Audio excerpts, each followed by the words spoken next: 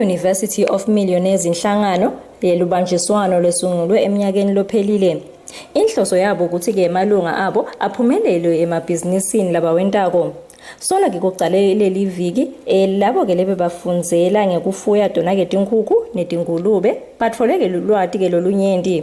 Kani ke bakhonile ukuthi ke bafunze lokusencwadzini baphindze ke bafunze nangato tanje. No kusho ukuthi namhla University of Billionaires eviki kuleli viki kusuka ngalesibili namhla ngolesine besifundza ngekufuya kwetingulube nekufuya kwetinkukhu.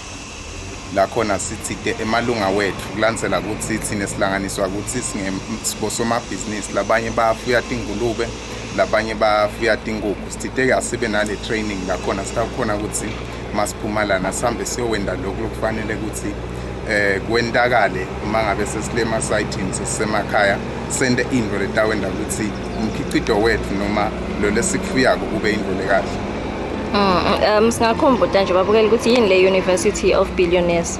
University of Billionaires ngasho ukuthi inhlangano yelibanjiswano la khona sibantu labasha sahlangana sathi sifise ukuthi sisitana ekutheni emabhizinisi wethu ngekwehlukana kwawo abe impumelelo siyonka siyabolekisa. Engabe labantu labasha lokho bafunza nje lana nibheke ukuthi bese baphuma sebayokwendana.